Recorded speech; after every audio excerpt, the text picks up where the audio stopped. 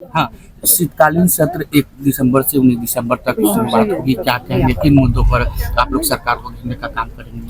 देखिए, 1 तारीख से पार्लियामेंट का सेशन शुरू हो रहा है, 19 तारीख तक चलेगा। और इस बीच में अभी चुनाव था और बहुत सारे मुद्दे हैं जो हम लोग पार्लियामेंट में बिहार के लिए खास तौर पे उठाने का प्रयास करेंगे। उसमें एक आरक्षण का भी मुद्दा था जो हम लोगों ने, आप देखिए कि जिस तरह से हम लोग महागठबंधन की सरकार बनी थी, उस समय नीतीश कुमार जी में मुख्यमंत्री थे, जातीय जनगणना कराई गई, उसके अनुपात में हम लोगों ने आरक्षण दिया। और हमारी मांग थी कि इसको, क्योंकि हम लोग को शुरू से अंदेशा था, आशंका थी कि ये भाजपा की सरकार इसको नहीं मानेगी, और यही हुआ। उस समय 9वीं अनुसूची में शामिल करने के लिए कहा गया था और वो शामिल नहीं हुआ। तो बहुत सारे ऐसे मुद्दे हैं जो जनता से, देश हित के मुद्दे हैं, जनता के मुद्दे हैं, उनको लेकर के हम लोग। दूसरे चरण का चुनाव पर्चा दे थम गया है, कल वोटिंग भी होनी है दूसरे चरण का, क्या लोगों से अपील रहेगा? लोगों से हम यही अपील करेंगे कि सब लोग अपने घरों से निकलें और अपना मतदान करें। और मतदान, क्योंकि बिहार की जनता को बताने की आवश्यकता नहीं है, बिहार की जनता बहुत जागरूक है और उनको पता है कि किस तरफ उनको वोट करना है, उनके बच्चों का भविष्य कहाँ है, कौन उनके बच्चों के भविष्य की बात कर रहा है, कौन बिहार की बेहतरी और तरक्की की बात कर रहा है। उनको पता है कि तेजस्वी ये सारी बातें कर रहे हैं, महिलाओं को पता है कि उनकी बेहतरी और सुरक्षा किस में है। तो तेजस्वी पे सभी लोग भरोसा कर रहे हैं और मुझे लगता है कि महागठबंधन की सरकार बनेगी। सम्राट चौधरी ने कहा है कि 200 प्लस सीटें एनडीए जीतने जा रही है। हाँ, लोकसभा में भी 400 प्लस जीत चुकी है, यहाँ भी जीत जाएगी। यहाँ पे महागठबंधन की सरकार बन रही है, बेरोजगार और युवाओं की सरकार बनने जा रही है। और जैसे कि आपने देखा कि विजय सिन्हा जी का देख लीजिए किस तरह से, और सिर्फ विजय का, न्यूज चैनल्स में बहुत सारे जो भाजपा और एनडीए के नेता थे, उनको उनके कॉन्स्टिट्यूंसी में घुसने भी नहीं दिया जा रहा था, प्रचार भी नहीं, कि किस तरह से 5 साल आप गायब थे और अब आ रहे हैं आप वोट मांगने के लिए।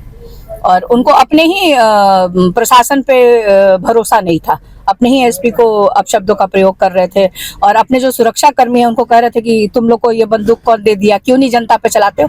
तो ये चीजें देखिए, एक तरफ आप जंगल राज की बात करते हैं और जंगल राज का तो आपको मोकामा में दिख जाता है कि किस तरह से सरकार ने के संरक्षण में इस तरह की घटनाएं हुई हैं। वीवीपैट जैसे मिला है मैम, उसके लिए कुछ कार्रवाई की मांग की आप लोग? वीवीपैट जैसे समस्तीपुर में हाँ, मिला है, उस पे जो कल मिला वीवीपैट समस्तीपुर में, तो ये तो एक जांच का विषय है। और कल से ही हम लोग, जब से ये न्यूज चैनल के माध्यम से हम लोग को देखने को मिला, हम लोगों ने अपने आपत्ति दर्ज कराई है इलेक्शन कमीशन में और इसकी जांच होनी चाहिए। और ये शुरू से हम लोग कह रहे थे कि देखिए, आप बहुत सारे आप टीवी चैनल्स हैं, बहुत सारे पोर्टल्स ऐसे हैं जो चुनाव कवर कर रहे थे। फर्स्ट फेज में मैंने देखा कि मतलब हजारों लाखों की संख्या में लोगों के वोट काटे गए हैं। वो लोग अपना वोटर आई कार्ड लेके खड़े हैं और जब वो मतदान केंद्र पे पहुंचते हैं तो उनको मृत की सूची में डाला गया है। तो हम लोगों का जो अंदेशा था वो बिल्कुल सही साबित हुआ है। एसआईआर जो हम लोग आवाज उठा रहे थे, उसके बाद से आप देखिए कि वीवीपैट मिला, बहुत जगह सीसीटीवी कैमरे बंद हैं, इलेक्शन कमीशन ने अपने आरओ को सस्पेंड किया है। तो कहीं ना कहीं ये जो होम मिनिस्टर हैं अमित शाह जी, यहीं पे कैंप किए हुए हैं। बहुत सारे ऐसे अधिकारी जिनके अंडर में सुरक्षा, जैसे सीआईएसएफ हो गया और इनके डीजी से लेकर के सीनियर अफसर, सब लोग यहाँ कैंप कर रहे हैं। तो यहाँ क्यों कैंप कर रहे हैं, किस लिए कैंप कर रहे हैं? तो कहीं ना कहीं ये लोग कुछ गड़बड़ कर सकते हैं। और आप सबके चैनल के माध्यम से मैं बिहार की जनता से और अपने सभी लोगों से कहना चाहते हैं कि आप अपनी सुरक्षा खुद करिए। आप अपने जो भी जहाँ पे स्ट्रांग रूम है उसकी सुरक्षा आप खुद करिए। और अगर आपको कहीं भी इस तरह की चीजें मिलती है तो आप अपना आवाज को बुलंद करिए, आपत्ति दर्ज कराइए। आखिरी सवाल लेंगे, राहुल गांधी ने एक बार फिर से वोट चोरी की आरोप लगाई है, क्या कहेंगे इस पे आप? वो तो सबूत के साथ दिया ना, ब्राजील की मॉडल है और वो उनको दिखाया गया कि कितनी बार वो वोट कर चुके। अच्छा, ये राहुल गांधी जी ने तो वहां पे दिखाया, लेकिन हमने तो बिहार में आंखों देखी, मतलब जो एकदम कहता है ना कि प्रैक्टिकल के तौर पे देखा कि महिलाएं पुरुष किस तरह से अपने वोटर आई कार्ड लेके खड़े हैं और वो कह रहे हैं कि हम लोग का नाम काट दिया गया और हम लोग को मृत की सूची में डाल दिया गया है। तो इससे बड़ा सबूत क्या हो सकता है? लेकिन ये वही है ना कि कुछ गोदी मीडिया पेड न्यूज चैनल जो है वो इन खबरों को नहीं दिखाते हैं, दबा दिया जाता है।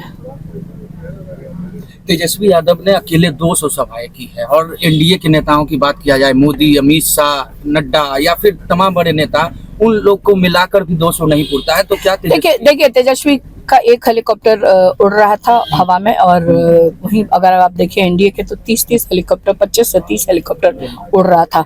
और उनकी सभाओं में जनता क्यों भीड़ जाती थी, तो बहुत कम भीड़ जाती थी, और क्योंकि वो मुद्दे की बात नहीं कर रहे थे। अगर कोई किसी नेता के सभा में गया है, जैसे युवा गया है, तो युवा अपने लिए सुनना चाहता है कि आखिर ये जो नेता है, इनके पास इनका विजन क्या है, इनके पास क्या ब्लूप्रिंट है, हमारे लिए क्या करेंगे। तो मुद्दों की कमी दिखी मुझे, मुद्दों की कमी दिखी। किसी भी नेता के मुंह से मैंने बिहार के बारे में नहीं सुना, बिहार के नौजवानों के बारे में नहीं सुना, महिलाओं के बारे में मैंने नहीं सुना। धन्यवाद।